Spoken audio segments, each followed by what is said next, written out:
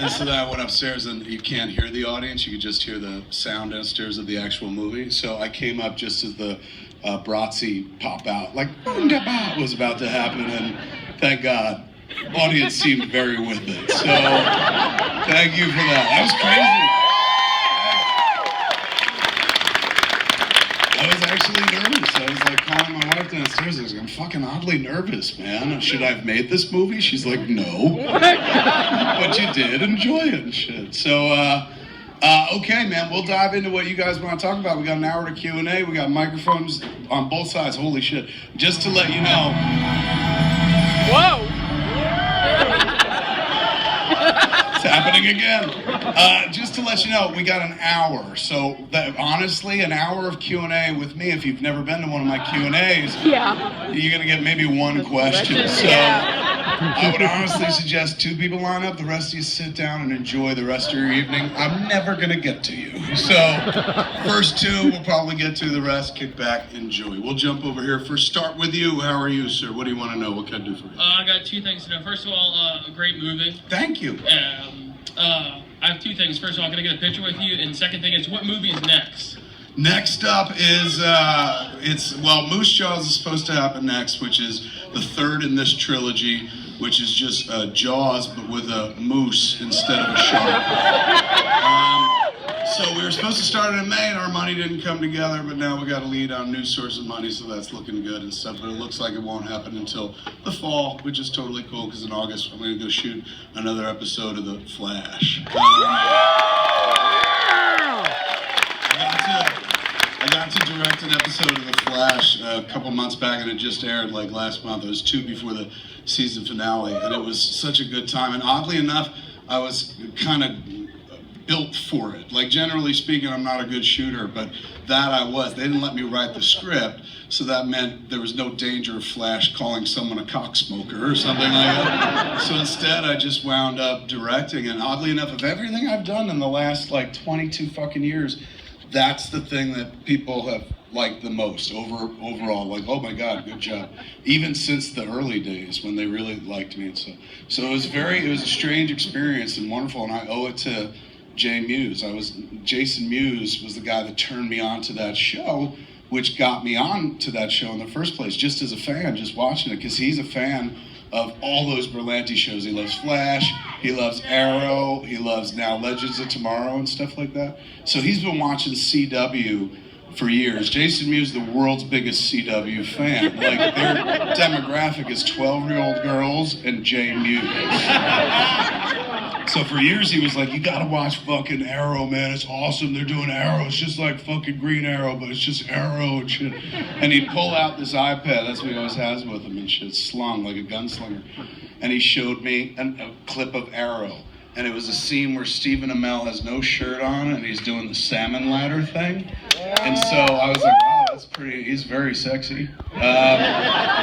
Then he showed me another clip and Stephen Amell was shooting a bow and arrow with no shirt on.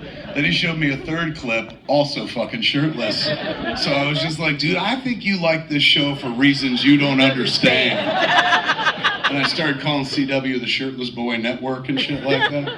So he was like, you gotta watch it, I said, no, sorry, you watch it. And then they introduced Flash. He's like, you have to fucking watch it now. Flash is on it. You love Flash. And I was like, I watched the live action Flash show in the 90s. I'm good. I've seen it and shit. And then one night he called me up the night on the show, if you don't watch the show, season 2, probably episode 2 or 3, when they introduced at the tail end of the episode King Shark, which is one of the lamest comic book villains of all time. For those that don't know this world, it's just a shark with pants. That's it. Walks on land, can bite your fucking head off and stuff. Works on the comic book page, but you would never try it in the real world. There'd be no point in shit. But they did on Flash, and I know that because fucking Jason called me up screaming one night, the night that it was on. I saw his message on the phone, his name came up on the phone, and he never calls. Like, Jason he lives around the block from me, so he just pops by. He's like Kramer, so he never really calls. So when I see his name, I'm like, fuck, something must be wrong or something like that with the kid or his wife and stuff. So I answered the phone. I was like, what's up? And he goes, turn on the TV fucking right now. Turn on the TV, hurry.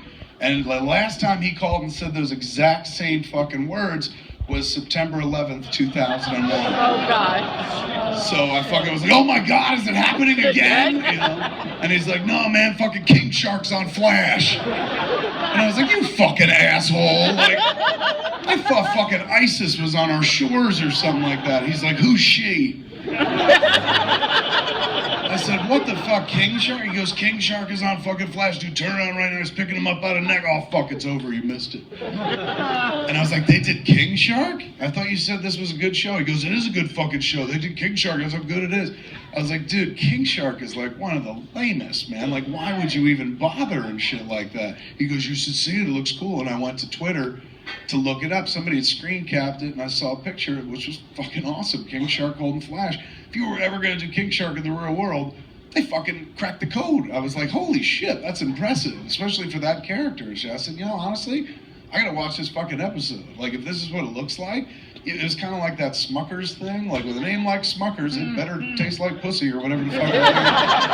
You know, in a world where they're doing King Shark, they must have a giant dick. So I was like, that's confidence, let me watch it. So I watched the episode and I fell in love with it. I was like, this is really good. It plays like a fucking issue of a comic book. So I went back, started watching the whole thing from episode 1 on. I binged it and stuff, just disappeared for 3 days.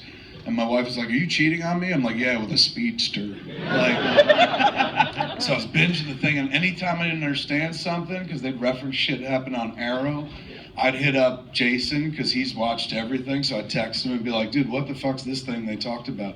And he'd be like, oh, that happened in Starling City. That was on episode 12 of Arrow. And he'd fucking give you full detail and shit.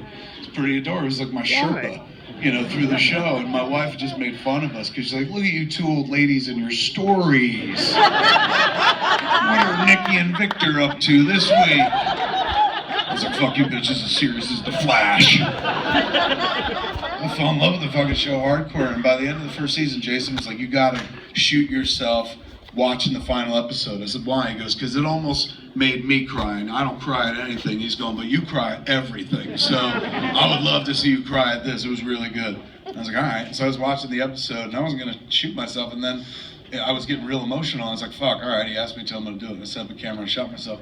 And I put the video up on the YouTube channel, my YouTube channel. I could actually see it. And it's not me rolling a single tear like a Native American who's looking at garbage going, fuck, you know. It's full-on bawling blubber. Like, my tits flopping up and down and shit. Just fucking bawling and shit. I looked real embarrassing when my mother, somebody had sent it to my mother. And my mother goes, oh, Tiger, she called me. She goes, Tiger, I saw you on a video on the internet and you were crying. And I was like, which one?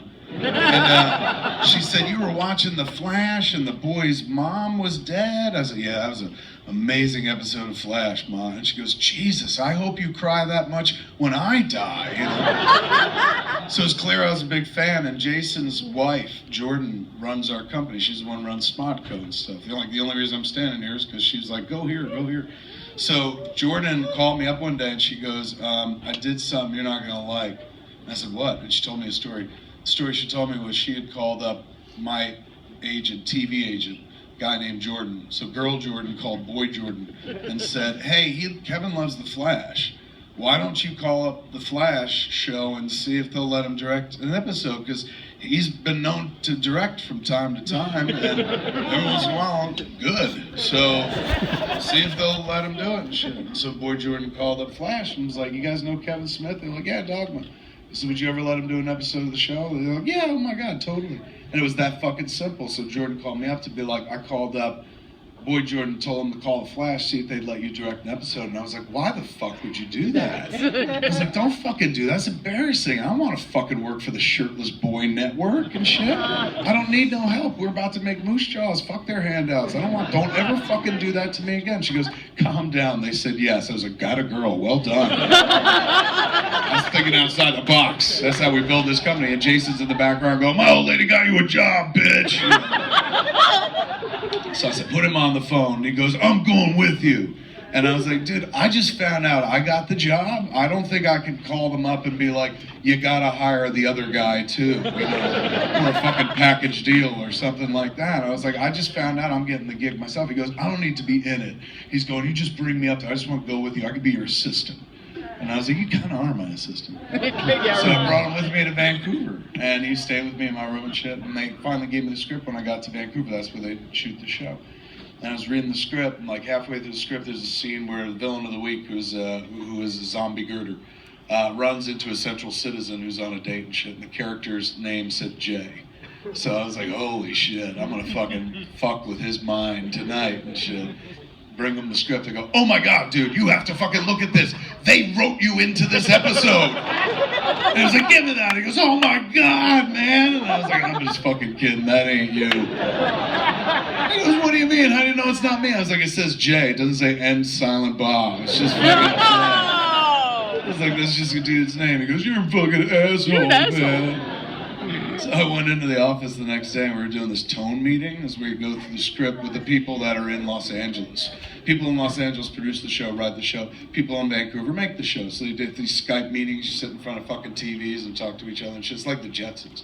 So the guys are going through the script, they're like, this scene's supposed to be this scene's supposed to be that. I was like, I got it. And then they get to the parking lot scene and they're like, okay, the zombie girder scene in the parking lot. They're like, this is kind of weird, but we're just gonna go out and say it. We wrote your friend Jay into the episode. And I said, get the fuck out of here.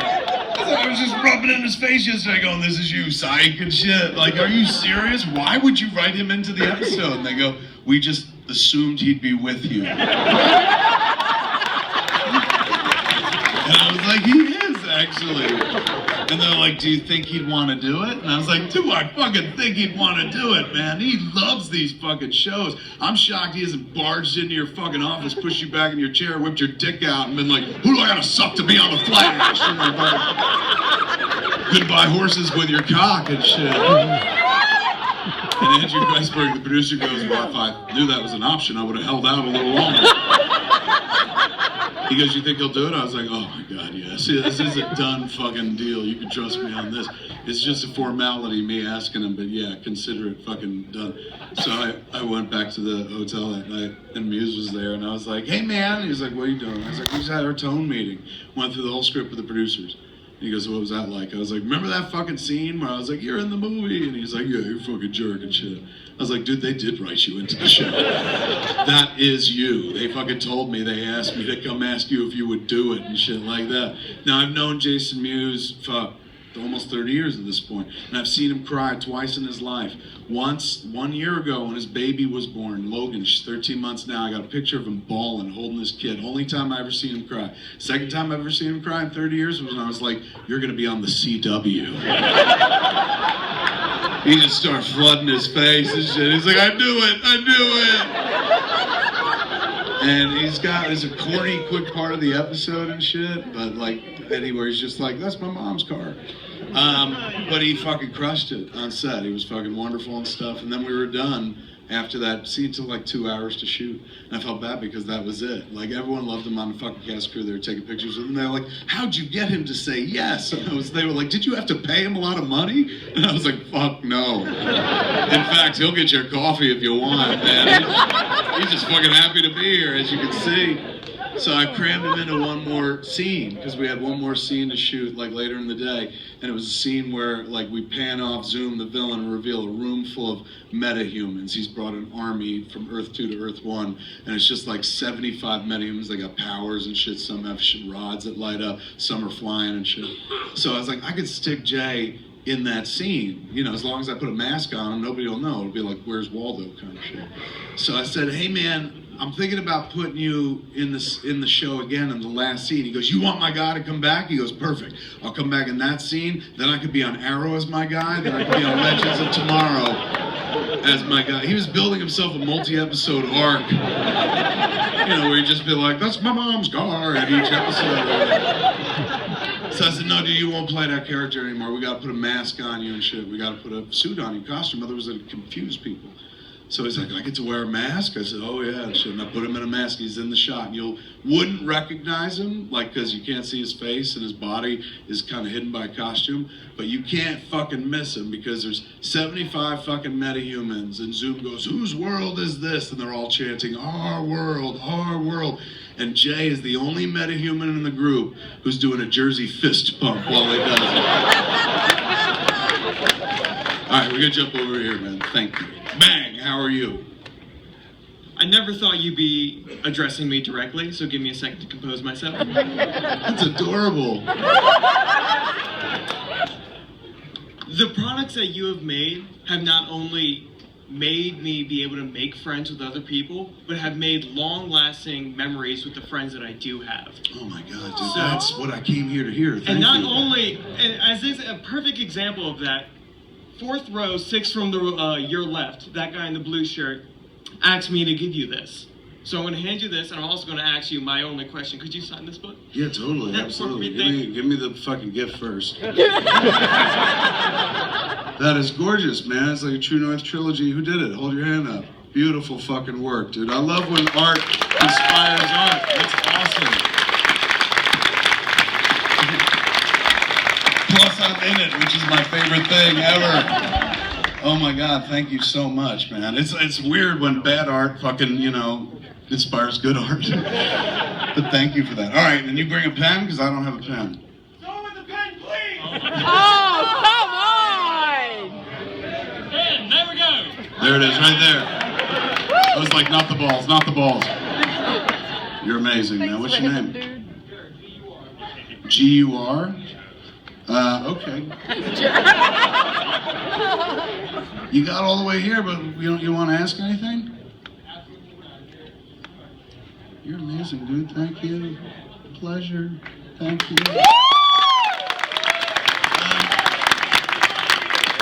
That fucking means the world, dude. Thank you so much. It was very sweet. Who's next? I'm back up here. You told me to give me a picture. I can't do that. We're going through the Q&A right now. Oh my God, did you stick around to ask a second question? How are you? Who's next? I didn't know if you're okay. Okay. So I love the shit out of this movie. I had a lot of fun with it. I thought it Thank was you. great. Oh my God. I had a lot of fun making it. I had a lot of fun dreaming of it, that's for sure. I have a merchandise request. Me and my buddy both talked about it. You've got to make 12-inch broadsheets. Make 12-inch Oh my Bratzies. God, They're that would be, actually like, making phenomenal. little plush versions right now. Oh, that's amazing. They look like little lumpy pieces of shit in red jackets. But we'll sell 12, but the 12 people that buy them will be like, I fucking love this. Well, my question is, have you ever thought about bringing Randy and Bobby Long back into any of these worlds? Like, Yes, all the time. Especially Justin wants to do it all the time. Justin Long played a character called Brandon St. Randy in Zach and Mary Mega Porno with Brandon Routh playing Bobby Long. And so for most people, that's like the highlight of the movie. And it's an insanely fucking funny scene. So, and if you watch it through the credits, they fucking come back. There's a PS where they're doing a promotional video and shit. Justin's just hysterical. So every year since then, he's just like, can't we do a Brandon St. Randy standalone movie? And I was like, I don't own the characters, dude. And I said, plus you created that character. All I did was write the name. Like Justin showed up to set and he had a really bad cold. He came with really bad congestion.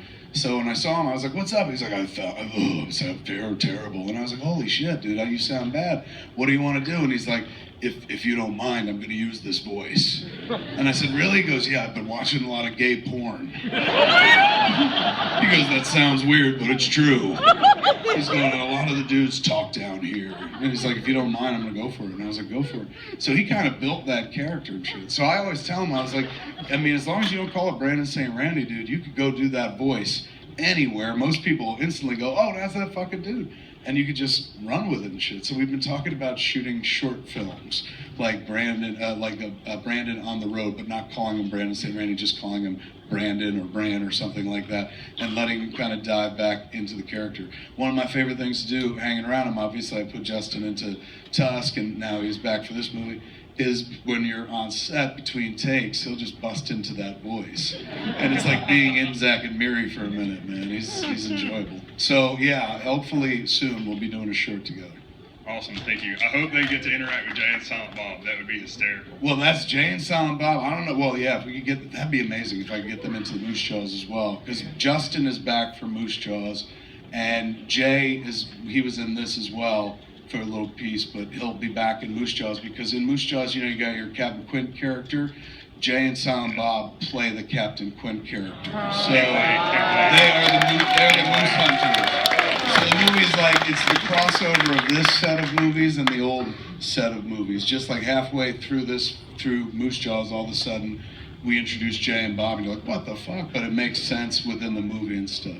It's very, very bizarre and trippy. So they will interact with these characters, with Justin particularly, but I don't know with Brandon St. Randy, but I'll try to get them in there as well. Those characters I own. Jay and Bob, I could do like whatever I want. I could make male porn with them, whatever I want. The other ones I gotta ask permission for. Thank you. Hey! Hey, Kevin. How are you? I'm doing great. My name's Tony. Me and my buddy drive to about 400 miles to see you here today. From where? Clarksdale, Mississippi. South of Memphis, Tennessee. All right, well now, having come that long way, I feel really fucking bad because this is the no. movie. Do How not did it feel play bad. having driven that far? Man, it was amazing. I really appreciate everything you did. Are you sure you're not just like Phantom Menacing it to yourself? You know? I remember when I saw Phantom Menace, I was like, it was amazing! And then 48 hours later, I was like, oh no, it wasn't. I don't think I'm having the Jar Jar effect. I really feel like I Jar enjoyed Jar this movie. But anyway, I've had the Jar Jar career, sir. No, you have not. Anyway, I really wanted to ask you two questions. One, could I get a handshake? And two, could I ask, is Michael Parks going to be coming back for Moose Jaws? Michael Parks, the great Michael Parks, who was in Tusk, was supposed to be the bad guy in the third act, the Nazi who lived underground. Ralph Garman's part? Ralph Garman's Gotcha. part. But Ralph was actually going to play, the character that he played in Tusk was Detective Garman. He was going to come back when we met him again. He was the one that was bringing Guy Lapointe to the girls in the interrogation room, and he had gotten a promotion. He's Commissioner Garman at that point. And Ralph loved that because he was like, I get to be Commissioner Garman. But Michael was going to be our Khan, the guy underground. And when we shot, Michael had fallen very, very ill, pretty badly ill. For a minute there, we didn't know if we were going to have him anymore. But he rebounded yet again. He's very, very feisty, strong, 70 years old, 71 at this point. But we couldn't get him in the movie. So at that point, I was like, Michael, there's Moose Jaws, don't worry about it. Like, I'm always making something, you'll be in it, don't worry. So we had nobody to play that part, and it wasn't written the way it is now with like him doing a bunch of impressions when it was Michael Parks as the character. It was very like fucking creepy, like that old Carradine guy. Playing it like that, and Parks wanted to play it as Joel Grey from Cabaret, so welcome in and shit like that.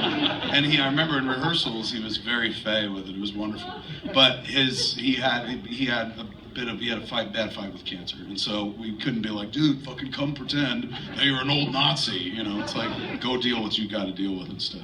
So I was like, what do we do? And I realized that, oh my God, I sit next to a guy every week, and when I do the Hollywood Babylon podcast, who, from the moment I sat down with him, like a first episode of Babylon, love Ralph to death, but I'm not a big fan of impressions. Like, you know, it's just impressions are not my thing. Sounding like somebody is just not a thing for me. And Ralph is fantastic at it. But he's got 5 that he does all the time and stuff. And no matter where we go, I don't give a shit where I've been in this world, sitting next to him doing that show, whether it's in Los Angeles, where we've sold out the show for 3 years straight, London, fucking Toronto, anywhere we bring that show, he does those impressions, people fucking die. It like breaks the room up. So I was like, you know what?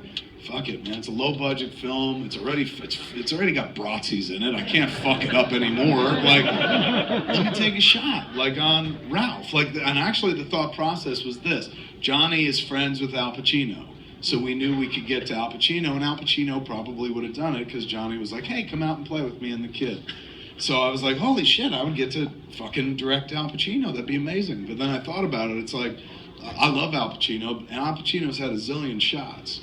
Ralph Garman has not had 1 shot. And if I hire Ralph, not only do I get Al Pacino, I get 4 other guys as well. So I was like, you know what? And I talked to the financiers, and I was like, my friend Ralph from the podcast, and they've been to Babylon. I said, if you guys don't give a shit, I'm going to rewrite the villain in the 3rd act for him. And they were like, go for it, man. It was really it was wonderful of them. So I got to include him in a much bigger way. So he went from having like a few lines when he brought Johnny to the interrogation room as Commissioner Garman to being Adrian Arcon, to being the guy underground. So Parks was supposed to be that guy, wound up being Ralph. That left Ralph's role wide open. and that was, I was going to eliminate it altogether, but Jason Mewes begged me for that part. And it was because he was supposed to play the Bratzies himself. All of them were supposed to be him. It wound up being me, Silent Bob, not Jay. But he couldn't do it because of the prosthetic work. He gets very fucking claustrophobic about the prosthetics. So I wound up having to step in and play the Bratzies instead. So we were almost done shooting, and he was like, dude, can I fucking be in it? I was like, you were supposed to be in it. You were the Bratzies, but we couldn't do it because of the prosthetics and shit in your face.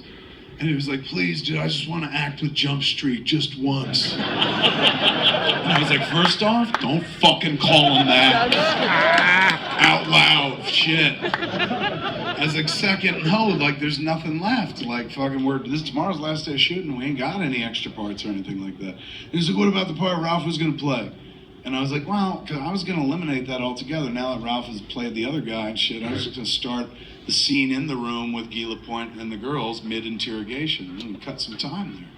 And he's like, no, dude, I can bring him to the room, dude. I just want to act with Jump Street once. I've watched every episode of Jump Street, even the ones that Jump Street's not in himself. I was like, please. I was like, I'll think about it and shit. And I went home that night and I thought about, if you ever get a chance to make somebody's fucking dream come true, especially if it's within your doing and shit, like, do it. You know, you always give it a shot. Like, fucking.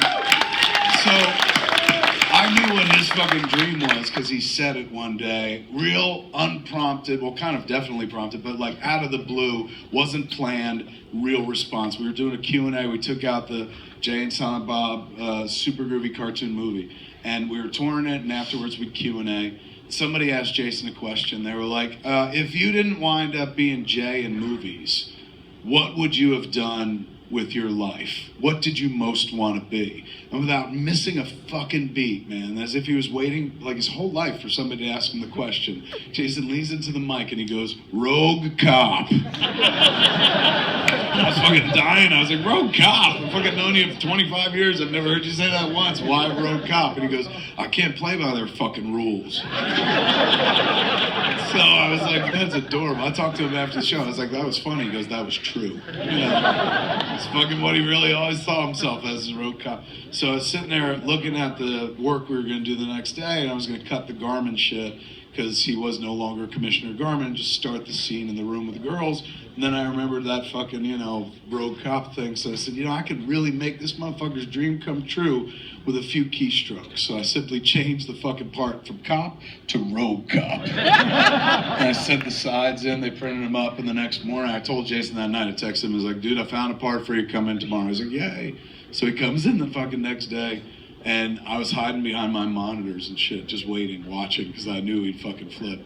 And people were like, Jay, you're in the show today. And he's like, yeah. And he grabbed his sides, and he goes to the fucking chair with his name on and shit, sits down. And this was his exact reaction. He flips through the sides, which is a miniature version of the script for the scenes you're shooting that day. Flips through them, and he goes, and he fucking finds me, and I stand up here on the monitor. I go, rogue cop. So Parks will definitely be back for sure, man. We just lost him because of illness this time around, but he'll be back for sure. Can I get that handshake? Oh my God, absolutely. Thank you for coming all the way, man. Pleasure. How are you? Doing fine. Hey. Hey, I was just wondering, I know you're really busy, you know, with Buckaroo Banzai and all that, you're working on everything. But the movie I'm wondering about is Hit Somebody. Are you still planning to do it? And The if you are, hockey miniseries Hit Somebody is now getting easier and easier to make because of shit like Buckaroo Banzai, because of doing Flash. Now, like, suddenly I'm in TV world and people are like, hey, what do you want to do? And, you know, apparently I've burned the bridges in movie world and shit. So in TV world, they're like, you're exciting to us still. So at this point, I've been using that to put a lot of things in motion. Buckaroo Banzai was something that found me after the Flash. But once I got into business with those folks, like, I started talking about, like, I got this other thing that I really want to do. So I started having a discussion with them about Hit Somebody. Like, for years, it was impossible to do. Nobody was fucking interested. Tried to do it as a movie, couldn't get a hockey movie made. Tried to do it as a miniseries, couldn't find a home for it. At one point, Hulu was going to do it, but then they didn't have enough loot and shit and said no and passed. At one point, the CBC was going to finance it, and I was going to become Canadian in order to do it. I've always wanted to be a dual citizen, so I was like, all right, this will be the fucking moment. I'll become half Canadian, and they'll give me free money to make the miniseries. Then I felt bad. I had an about face because I was, that's shitty. I'm becoming Canadian to take money away from other Canadian artists who really need it. I could fucking go out, and if I put my nose to the grindstone, I could probably find loot for it. And so I said, all right, I won't become Canadian. I won't take their loot. I'll fucking still find a way to do it. And it's been really, really tough. But now, because of like what's going on with me and TV, suddenly people are like, let's talk about that thing. So my prediction is this point is I feel like within the next 2 years, we're going to have it set up someplace. Because I've already had a bunch of people go like, can I read the scripts? And so now in TV world, I've made some headway. It's been kind of fucking interesting to say the least. But there was a day that I realized that like, I'm never going to get this done as a movie. I reached out to, I was bored one morning. And sometimes I'm a wake and baker, so I get up, and sometimes I just push whimsy or go like, what do I want to do today? And I was real frustrated with trying to get Hit Somebody made. So I said, let me reach out to somebody who loves fucking hockey in this business. Maybe he can help. Jerry Bruckheimer, the guy who made the pirate movies and stuff like that, Top Gun and shit like that, made CSI for years on TV. Massive hockey fan, plays hockey on the weekends. So I said, I'm gonna fucking reach out to this guy. But I didn't want to go through my agent. I wanted to see if I could get to him without going through the proper channels. So I called up the main office at Jerry Bruckheimer Productions, and I've known him. I went back a few years with the dude. After Chasing Amy, he loved Chasing Amy. He hired me to do a draft of Coyote Ugly, this movie that they made.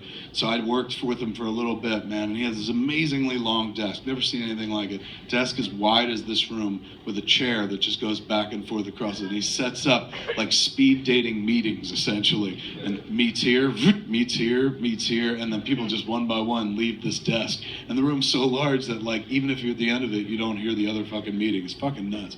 So this dude, I said, I'm gonna reach out to fucking him. I call the number, Jerry Bruckheimer Productions, like, 411, you can get the number. And lady answers, she goes, Jerry Bruckheimer Productions? I said, hey, this sounds weird, but is Jerry Bruckheimer there? And she goes, may I ask who's calling? I said, this is Kevin Smith. And she goes, okay, what is this regarding? And I was like, a hockey movie? And she goes, okay, hold on. And she puts me on hold. And when they put you on hold at Jerry Bruckheimer's office, the hold music is music from Jerry Bruckheimer films. So it was just like, don't want to close my eyes. I was listening to fucking the Aerosmith song from Armageddon, thinking of Ben whipping crackers down Liv Tyler's blouse and shit. And all of a sudden the lady comes back on, she goes, what is this regarding? And I said, hockey movie? And she goes, and how do you know Jerry? I was like, oh, I worked for him a few years ago on Coyote Ugly. And she goes, oh, okay, hold on. She puts me on hold and says, take my breath away. Listen to that for a while and shit. And then she gets back on. She goes, Mr. Smith, what did you do on that movie? Did you say craft service? And I said, no, I did a draft of the movie. I was a writer. And she goes, oh, all right, hold on. So at this point, I'm like, all right, fucking now, recognize I'm about to get put on the phone with Jerry Bruckheimer and shit. She comes back on, she goes, Mr. Smith, would you mind sending your question in written form to us? Which I was like, at this point, all right, they don't fucking know who the fuck I am, don't matter, I'm just some random calling up and shit. So I was like, yeah, totally, where should I submit it? And she goes, the email address is maindesk@jerrybruckheimer.com, which is like the just garbage file. So I was like, all right, thank you. And I took the address and hung up and shit. And so I wrote an email. And to that email address, I was like, Jerry, it's Kevin Smith. We worked together on Coyote Ugly a long time ago. Big fan, long time listener, first time caller. I've got this hockey thing I would love to ask you a question about. Here's my number. If you get a chance, hit me back. And I just sent it. And I was like, let's see how long, if ever, it takes for that dude to get back to me. And I was betting never, but if he did, minimum 2-3 weeks, something like that. 22 hours later, man, I opened up my email and he goes, Kevin, why the fuck would you email me at frontdesk@jerrybruckheimer.com? why didn't you just go through your agent? And I called him and I was like, I don't know, I was just bored. And I wanted to see if I could do it without my agency to see like how far I could push it and stuff. And he goes, you smoke far too much weed. And I said, anyway, I was writing you about Hit Somebody. This thing I've wanted to do is a movie. Now it's 2 movies and shit. I turned it into like a A and a B, a Home and Away it was called. I said, it's pretty vast. And really, I'm not looking for help because I know you got your own thing going on, but I know you love hockey and you know movies. So like, I would love if you read it, maybe give me some advice and stuff. And he goes, oh my God, send it, of course. So I sent him the script, which was a big, like movie script at that point, it's since become TV scripts. So I sent it to him and he wrote me back within a week and was just like, call me, let's talk. And I was excited because I was like, oh shit, maybe he's gonna help me get it made. So I called him up and he goes, Kevin, this is the best thing you've ever written. He's like, I've seen everything you've done and hands down this is the best thing you've ever written. I was like, thanks, man. I was like, do you think there's anybody out there that like, where could I go with this? And he goes, well, I'm gonna be honest with you. He goes, I have a movie about a hockey enforcer based on a real life story that I've held the book rights for 10 years. And it's about a $65 million movie and I can't get it made at Disney. And I was like, you made all those pirate movies for them. You made so much money for them with the pirate movies that they were able to buy both Star Wars and Marvel. Yeah. Like, that's fucking massive, man. He goes, I know, but nobody believes in a hockey movie. He's like, and that's saying something. If I can't get that done at Disney, he's going, that just tells you the climate out there for this kind of thing. So I was like, all right, good to know, man. And we made a day tap lunch, and that was that.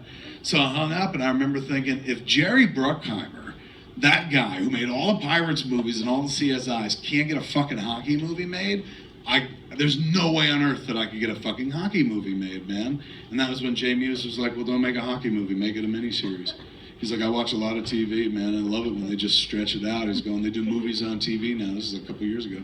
And suddenly I was like, oh my God, out of the mouth of babes, another vermin. What a great idea. So I turned it from one script into a larger script, man. And then, you know, it wasn't any easier getting a hockey miniseries made.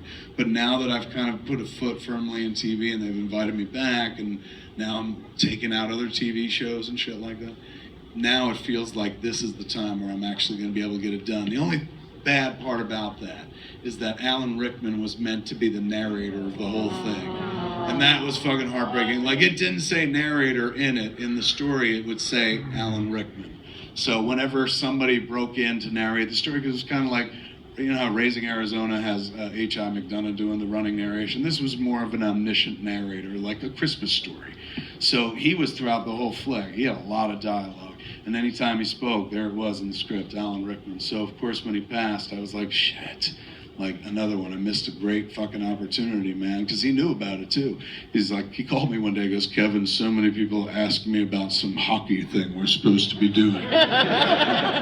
What is it, you know? I sent him scripts, and he loved it and stuff. And it was heartbreaking when he passed. Not only was that dude an amazing actor, as we all know, but he was such a, like, good dude, such a wonderful, warm dude. Like, he loved... He was only in one movie with us. We tried to put him in almost everything. He was always busy and stuff. But even though he was just in Dogma, he like loved us and stayed in our world all the time. He would always call and ask about Jason and Harley and stuff like that. And he loved the fan base. Like, he would go to my shows. Whenever I did shows like this in the UK, he would go, and afterwards he was like, I love your fans. They all know who I am. You know? And they love to take pictures with me. So he was a big fan of that. And like, I remember he did a show at the O2 Arena in London. And after the show, I was driving back in the city, and him and his lady went, Rima, who later on became his wife. They've been together for like 4 decades or some such shit, since they were in high school, or college, really. I think that's when they met, right after high school. So they came to the show, and then afterwards we drove back to the city with them, and they were like, we must take you out to the lunch. And I was like, yeah, okay. It was nighttime and shit. So we were going, as we were driving, Alan goes, I want you to know I can't do his accent. He was like, I want you to know I bought an apartment in New York finally. And I was like, holy shit, because he'd been talking about it for years, about wanting to commit to owning land in New York and stuff, because he did theater there all the time, but he always, went to hotels, so he wanted to own his own place. So he's like, I finally bought an apartment in New York. And I was like, congrats, that's awesome. And he goes, it's in the same building as Ray Fiennes. And I said, well, that's really sweet, man. You live next to somebody you know. And he goes, I don't know how sweet it is. It's dangerous. And I said, why? And he goes, because if those Harry Potter fans find out that Voldemort and Snape live in the same building, they're going to bring it to the ground. He was so wonderful, that dude, man. Like, really, really wonderful. And it was heartbreaking when he passed, not just because, oh my God, he was so excellent at his job. Like, he was an actor that other actors talked about. Like, he was an actor that Affleck would not stop talking about. He's like, that dude's a genius, dude. He figures out a way to say things nobody else has ever figured out, that elocution. It's just like, he's a trailblazer in terms of, like, performance. People like him, Malkovich, fucking Depp, you know, Bill Murray. These are people that, like, no matter what they do, you're like, oh my God, you guys are chameleons, you're wonderful and stuff. So he was one of those cats, man. And he was, you rarely meet people that are that exceptional at their jobs. He was absolutely fucking genius at what he chose to do, his craft, performance. But that being said, as brilliant as he was at being an actor, he was an even better person. Like, he was just a good guy, real good guy, cared about people, was really interested. Can't be an actor that good at your job if you're not like a detail freak for human nature. And he liked getting inside people's heads in a good way, man. It was sad to lose him, not just because, fuck, we won't see another Alan Rickman performance, but, like, there aren't enough people like that in the world, period. To lose one really fucking sucks. So when we do it, it'll be dedicated to him, but we got to figure out somebody else to voice it. I thought about recently Stan Lee. And then Jason Mewes goes, Stan is 93. Yeah. He's going, you need to pick a younger narrator, man. So we'll see what happens there. Good? Thank you, man. Yeah. Thank you. Jumping over here, how are you? Hi. So you mentioned at the beginning in your talk that people would either think the movie was really good or say they hated it and disliked it a lot. I hated it. I thought it was a terrible movie. I've heard that before. Many times. Like from people in the cast. Right, I mean, like, objectively, it seemed like a terrible movie. Yeah. Like, I mean that sincerely. Like, there's no. No, I understand. control. I understand. I'm not even joking. Like I said, I've had this conversation so many times. You need to say something new, though, at the end. Could you talk about the difference between the movie and your talk at the beginning? Because your talk at the beginning it really got me, like, prepared for the movie. And it was Hyped for a movie that it you was, didn't it was a great see? talk. It was like a wonderful, like, heartfelt talk. And, like, Yeah. I loved it. It was funny. And, like, it was just, the movie seemed like totally didn't have any of that heart in it. Oh my God! Well, you're totally entitled So to that. I just wondered if you sense that too, or because I see a different movie when I watch it. Like, when I watch it, I'm like, oh my God, this movie is everything I've ever wanted to see. Because that's me writing all these things that I wanted to see. Like, when I see it, I don't see the movie you see, and rightfully so, because I've lived my life and everything that's ever happened to me infects that movie. So to me, it plays like the greatest hits of my life. That's also like an 80s teen monster movie, which will work for some people, and for some people, not at all. Believe me, we took it to Sundance, and we had 5 fucking killer screenings sold out, and every critic bent it over and fucking fisted it, man. Like, it's got 20% on fucking Rotten Tomatoes. So I understand, but, like, I can't, what am I supposed to do, just not make it because some people might not like it? If it's that bad. No, but some people felt Clerks was that bad. That's the thing. Like, I've been Clerks here. wasn't, but Clerks was to somebody else. It was that bad. I could show you bad reviews of Clerks that are worse than what you just said. And Mallrats, even worse, dude. Mallrats was the end of my career. Those reviews. Sir, I lived there. I was there in '95. Like, you can not like the movie. That's fine. But you can't take away from the fact when I made Mallrats in '95, the reviews were worse than this I agree movie. with that. I'm not saying that's false, But that happened. So it's like, but that movie now, 20 years later. That's the movie most people go like, dude, I fucking love Mallrats. I don't want to take up your time. No, it's totally fine. This is what it's about. It's totally fine. So if you paid money, you're allowed to fucking say what you want. I guess it just. But you asked a question, my answer is this. Each time I make something, I don't sit there. Don't get offensive. Don't worry about them. It's you and me right now. Say the word, I'll take them out. Just let me. No. Don't be ridiculous. No.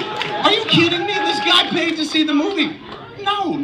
And also, he said nice things. He was like, you were good at the beginning, and then the movie sucked. But I did warn you that was a possibility. Each time I go up to bat, I do the exact same thing. I make the movie that I want to see. Sometimes you want to see it too. And then sometimes you don't want to see it. This is one of those cases. but that doesn't mean it shouldn't be made, because even though you don't like it, and you're right, you're like, objectively, this is a terrible movie. Absolutely, to you, through your prism. But to other people, they're like, oh my God, this reminds me of a movie I grew up on and shit like that. Or, oh my God, two girls standing next to each other without fighting for a fucking guy. So, and I'm not saying they're right and you're wrong, dude. It's when you watch any or look at any piece of art, it's objective. But just because you didn't like it doesn't mean that's a reason I shouldn't have made it. Clearly, it works for some cats. That's right. So even if, like right now, there's a trailer that they put up which wasn't for the domestic release, it was for the Arabic release. It's very strange. If you watch it, there's Arabic writing at the bottom of it. But you can get a general idea of what the movie is and stuff. Right now on YouTube, I saw one of the clips, is dead even. 2K positive, 2K negative. Literally like fucking 50-50 and stuff. So like I told you in the beginning, like I'll say now until the day I die, I get it. If you don't like it, oh my God, I totally get it. But that's not a good enough reason to not make the movie. As long as I can keep the budget low and get everyone their money back, it's a $4 million movie. And I got everyone their money back. That's it. My only responsibility is to the investors and stuff. And each time I make the movie, yeah, but each time I make the movie, you pull the chance, like you pull the handle. Like I guarantee you nothing good. I guarantee you that I make the movie that I want to make. And each time you go, sometimes you like it, sometimes you don't. Obviously, you've had a very vitriolic reaction to this one and shit like that. Which, holy shit, dude, I'm gonna give you your money back, because fuck. Because, my God, what'd you pay? 40 bucks? No, please, dude, I can't think about you walking through life. Oh my God. And that's a positive thing, really. I can't think about somebody being that mad about a movie. And you're right to be mad because you put your hard-earned money out there. Give him the fucking money, dude. Give him the money.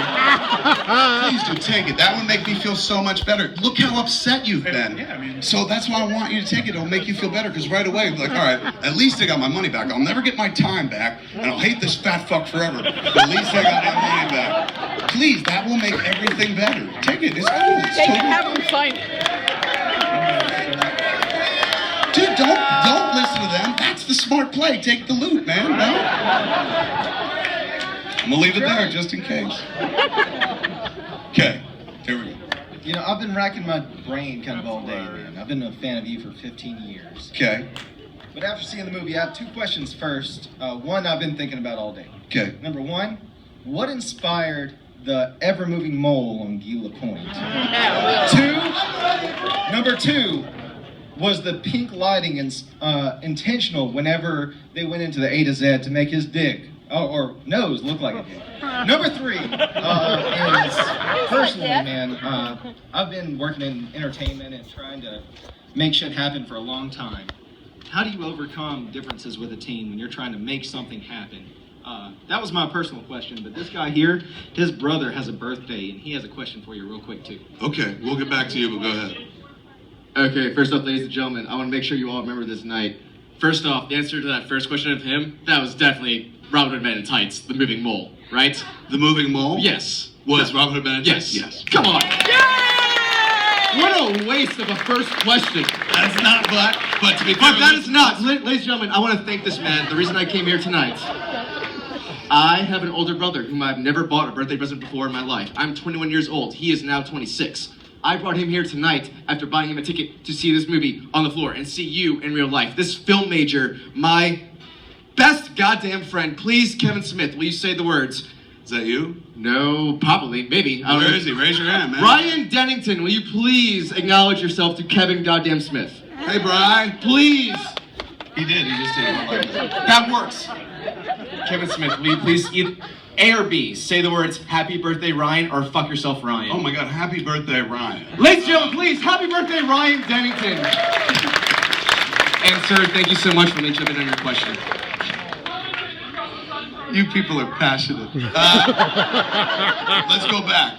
3 questions. The mole, yes, but to give you an even why, Johnny asked if he could do it. That's fucking. Johnny's a big fan of Robin Hood Men in Tights, and he was just like, I'm gonna start it here. He goes, do you care if I move it in each scene? And I said no. And then halfway through the shooting, he was like, do you care if I move it within the scene? And I said, oh my God, no. Let's see how many people notice. And it's a wave. You hear the audience like slowly go, ha ha ha ha ha, shit like that. So yeah, that was him. I can't even take credit for that. I've become much more collaborative in my old age. Used to be I would fucking be very dictatorial and be like, do my script, do my words, and that's it and shit. Used to get in fights with actors all the time. Like Affleck. Affleck loves to ad-lib. Loves to write in his own fucking material, come up with his own jokes and shit like that. And on Chasing Amy, we were doing the swing set scene where Joey and Ben are sitting there and she's like fucking talking about fisting. She makes a pussy with her hand. She puts her fist through it and he's like, Jesus, doesn't that hurt?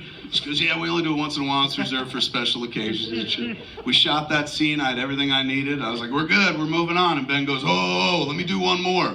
I said, why? And he goes, I got something that's going to make you laugh and shit. And I was like, oh, really? All right. I was like, we're going one more, everybody, because Ben's feeling creative. And action. And we be on behind the monitor watching and shit, and they're doing the scenes, exact same fucking scene that they did. They're on the swings. She makes a pussy with her hand. She puts her fist through it. He reacts, and he goes, Jesus, doesn't that hurt? And she goes, yeah, we only do it once in a while. It's reserved for special occasions. And out of nowhere, Affleck goes, what do you do for not so special occasions? Just hit her upside the head with a fucking baseball bat? And I was behind the monitor going, I didn't write that shit. Where'd that come from? It's a cut, you know, and I went over there to be like, fucking dress him down because Jesus Christ. And you've never seen anyone more proud of themselves, man. Like a puppy who just took a shit and sat next to it wagging his tail. Like, and I was like, what are you doing? He goes, you like that shit, man? And I was like, not at all, not at all. And he goes, are you kidding me? Leave it in. It's going to get howls. It's hysterical. And I was like, dude, I'm not going to do that. I'm trying to make a fucking nice romantic fucking movie here. He goes, fuck that. She was talking about fisting. Anything goes, man. I said, no, dude, do me a favor. Stop fucking making up shit. I was like, I want to shoot my script. That's it. We got a script. Shoot it as written. You want to fucking make up lines and shit? Do that, but save it. Put it in your own fucking script, would you? And he did that, and he won a fucking Oscar. So I've learned over the years to be a lot more collaborative and whatnot. So when a guy's like, hey, can I move the mole around? I'm like, oh my God, yes. Because you got to remember, this is the guy who came to my fucking set and was just like, hey, everybody, let's put dicks on our faces. So I was like, anything you want to do is fine by me. This is, you know, it's a kind of free-for-all movie. We had a bunch of fun.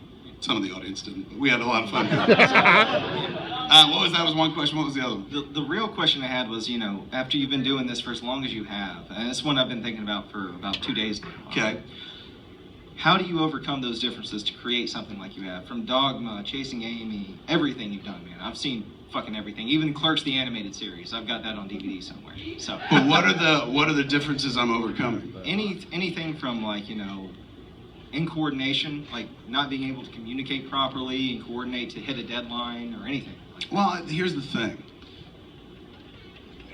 I don't live in fear of that anymore. I used to. Be like, what if it doesn't work out and shit? Like, you know, I'm a writer, so I spend all of my life writing even when I'm not in front of a keyboard and stuff. So it's always easier to write doom and gloom and shit like that. It's always easy in life to be prepared for the negative. That's why a moment like that doesn't rattle me, because I expect that more than often than not. So when most people are not like, you fucking suck and that movie blows, like, I'm like, what a surprise. So, you know, generally I'm prepared for things and shit.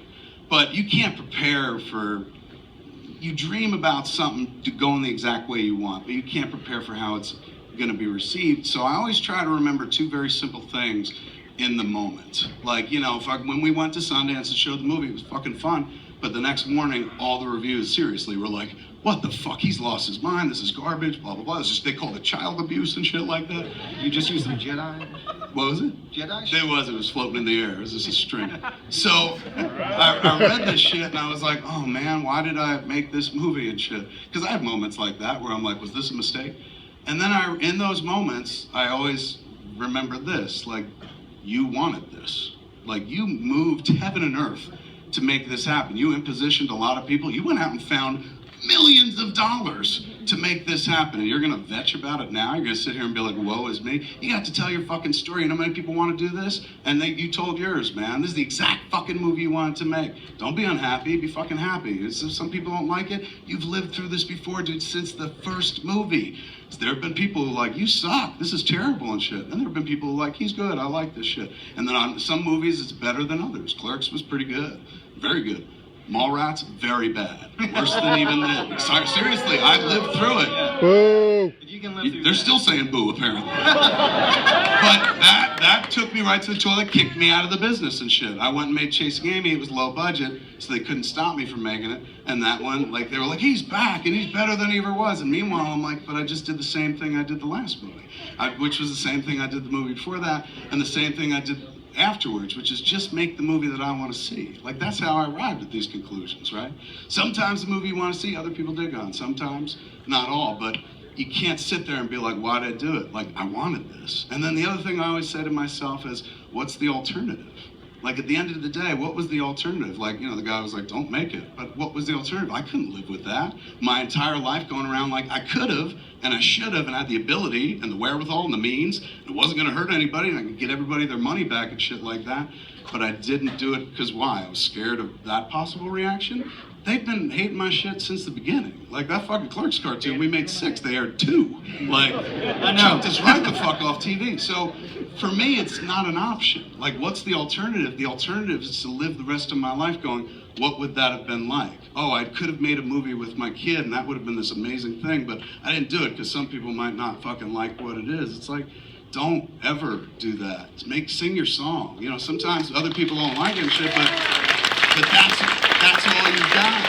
Like, your voice is your currency in this life, and that's the only currency you got, man. Your youth turns to age, you wither and die. Good looks eventually fucking fade and wrinkle and stuff, but your voice gets only crisper, sharper, more powerful the longer you live. That's something that stays with you from the beginning to the end. It's the prism through which you see life, how you perceive things, and how you relate to the world and relate it back to the world and stuff.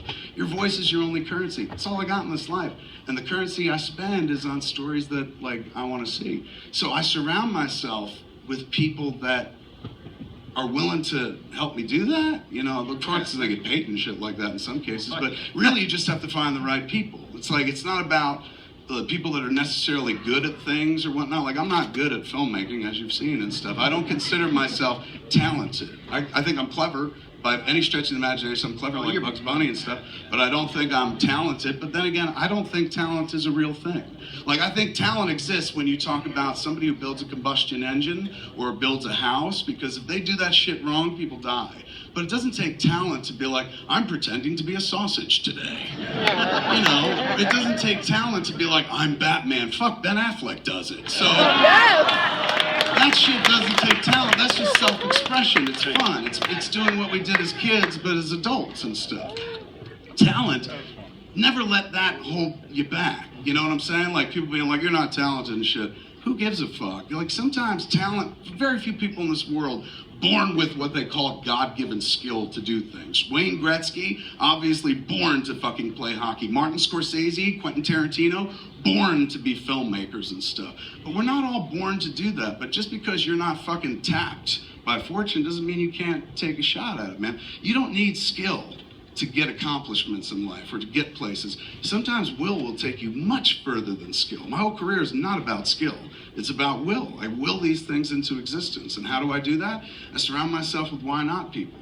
Because the moment you tell people, like, I want to step outside my box, do something a little different. Yeah, I'm not known to fucking make movies about little Bratzy sausages attacking fucking girls, but I want to try it. I think it'd be fun and shit. You are not met with a big hosanna of, yes, that's awesome and shit. You get slapped across the face. The moment where you fucking tell people, I want to step outside my box, do something a little different, you get smacked across the face with a big floppy dick of why.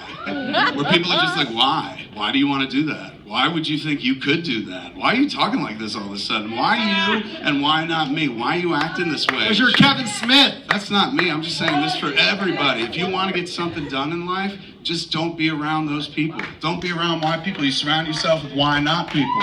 So the moment you're like, I want to try something, man, outside my box, they're like, why not? I got nothing to do. Why not? That sounds fun. Why not? I was just going to jerk off. Let's do that instead. You surround yourself with why not people. It's easy. There are no, like, discord moments or anything like that. And, you know, at the end of the day, cast, crew, they're all wonderful. They're there to help support and tell the story and bring their artistry. They're all telling their stories within your main story. But you stand there alone at the end of the day. Like, good or bad, you're gonna fucking take it and shit. And like tonight, I took good and I took bad and stuff. That's the leitmotif of the life of every artist. Or I won't say artist because that's alienating. People go, oh, he's a fucking artist and shit. I don't want people to think of me as an artist. I'm a self-expresser. Just like everyone in this room is a self-expresser. The moment you start dividing shit into art, people go, that's not for me because I can't do that. Bullshit. Anybody could do this. Are you kidding me? Did you just see this fucking movie? Anybody could fucking do that. Maybe you don't get Johnny Depp, but anybody could fucking make this movie and shit like that. The question is, do you really want it? How badly do you want it? Apparently I want it to very badly. What is your fucking thing? What's the thing that you desperately want to fucking share? Who do you surround yourself with to make that fucking move forward? Never surround yourself with people that are like discordant. And that doesn't mean that people can't bring something to the table and be like, I think you should do it this way. Suggestions are always helpful. Opinions are always helpful and stuff like that. But you just don't be around the people who are like, why would you do this? Don't do this. You're gonna fail and shit. Don't skate, get off. Take those skates off. Sit the fuck down. Let better people skate and shit. If I'd listened and let better people skate throughout my entire career, I wouldn't be here today. But I've been doing this for 22 years. So for me, I'm like, I got no choice. Like, what's my alternative? Either not make it and carry that shit like a cancer for the rest of my life, knowing I could have but didn't because I was scared, or just fucking do it. And these are first world problems, believe me, I understand. It's not like I'm in the field or something like that, look, risking my life. But at the end of the day, my whole life is about facing fear. I've been scared of things my whole life. I'm a real fear-based individual, weak-willed as fuck, man, don't have a true spine. I'm the person that says shit like, I love this, isn't this fucking amazing? I fucking love this. And the rest of the world is like, that blows, that fucking sucks. And I'm like, you're right, let's shoot it right now. Like, I don't stand up for fucking shit that I believe in. That's why I gravitate toward people that do, strong individuals who know who the fuck they are. Walter Flanagan, the guy who's on Comic Book Man, that's a dude who taught me to be who I am today. He was the first guy I ever met, older than me, he's a few years older, he's 21 at the time. Loved comic books and talked about it openly. In the late 80s, you didn't do that. Like, fucking, that was for kids, and adults that read comics were creepy and shit like that. And I remember, bless you, I remember talking to him, like, I worked with him almost for a full year at the rec center in Highlands, Recreation Center. Dude never spoke to me. He was just not a chatty guy. And I asked my boss one day, I was like, how do I talk to Walter? How do I break through? 8 months, motherfucker don't talk to me and shit. He goes, he likes comic books. I was like, really? I mean, he's like 21, he's metal, he wears a denim jacket with album covers painted on the back, he's got a fucking mullet and shit like that. He likes comics? He goes, yeah, you just described a comic book fan right there. So the next time I was sitting there talking to Walter, we were playing foosball.